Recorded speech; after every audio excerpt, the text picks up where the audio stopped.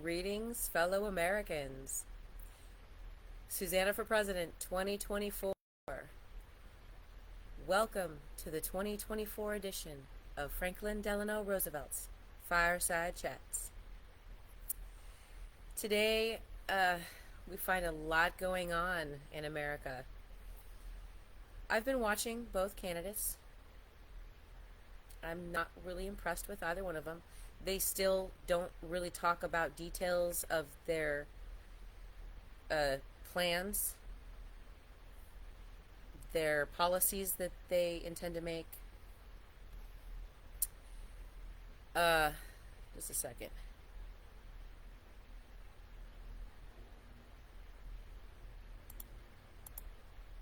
Okay.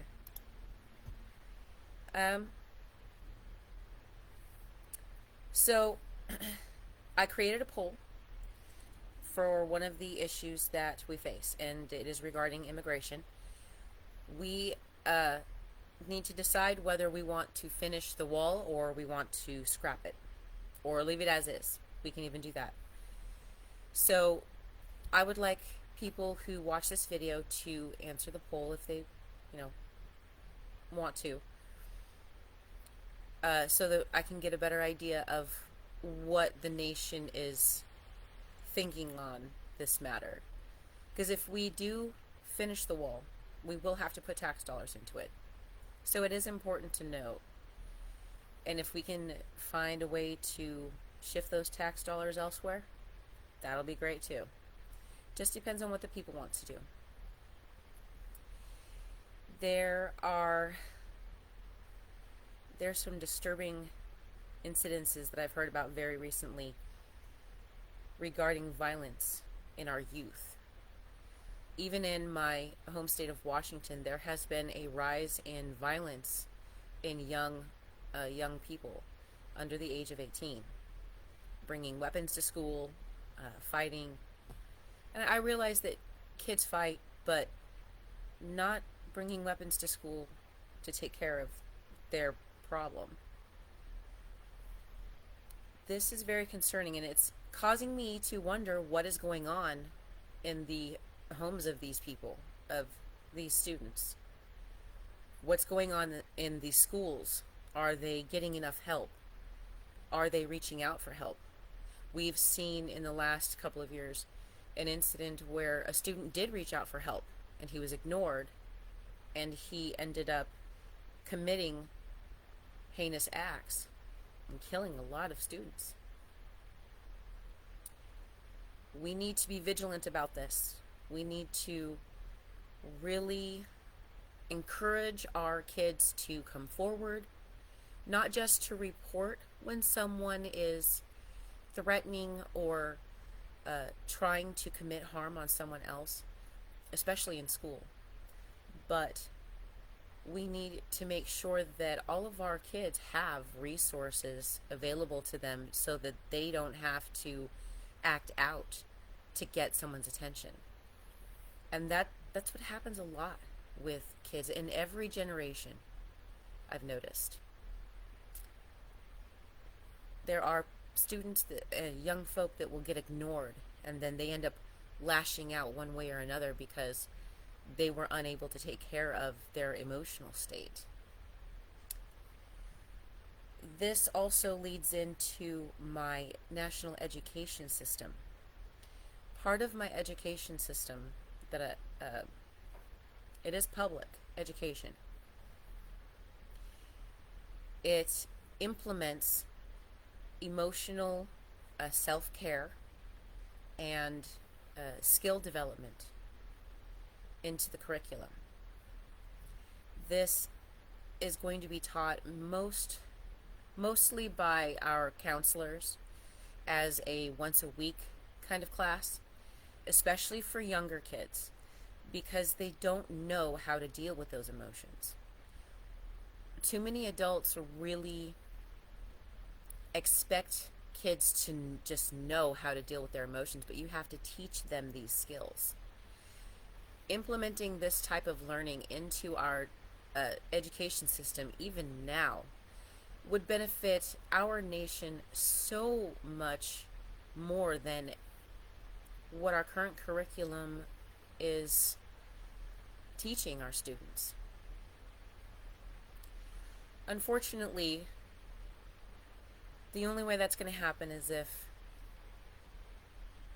people of the United States vote for me in office. I can promise you that Miss Harris does not have a plan for implementing this type of education into our current system. I have not heard anything out of Donald Trump that would suggest he has any plans to implement such a curriculum into our system. It is necessary. And by teaching our kids these things from an early age, from when they are first starting to attend school, in the simplest of ways, we can help our students progress farther quicker.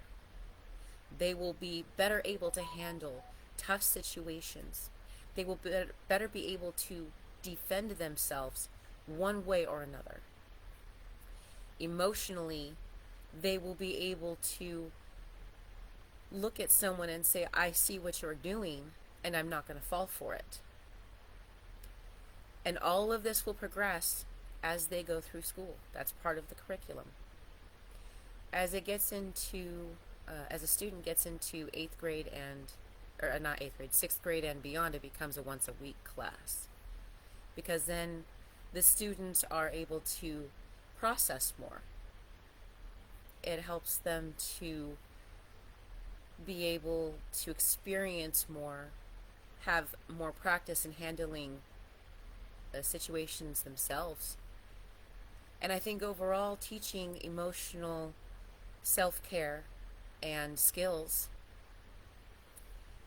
to all of our students, and making this curriculum, this particular class, available to anyone who wants to take it for free, I think will help even more people. And these people will be able to help others. So, this is something that I wanted to address today. Education is very, very important to me. When I was younger, I heard a story from my mother. She told me that before I could remember, I would follow the neighbor boy to school. I was trying to go to school, even at a very young age. So when they enrolled me into preschool, I was very happy, and I loved going to school. You know, eventually I went back to school, back to my preschool, and I volunteered there for a short time while I was in high school. And I had the privilege of volunteering during the lunch hour, and I was able to volunteer with my old preschool teacher. And I thought that was great. She was a wonderful lady. And she was very nice. All of them were. I thought I'd share that with you because I think it's really important to make sure that our students and our people have all of the skills that they can use to care for themselves. And emotional self-care, and being able to pass along those skills in different ways benefits everyone. That is all I have for today.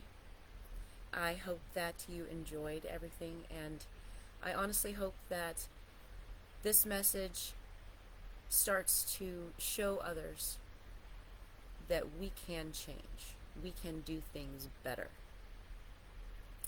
Thank you for your time, and may our path lead to peace and prosperity.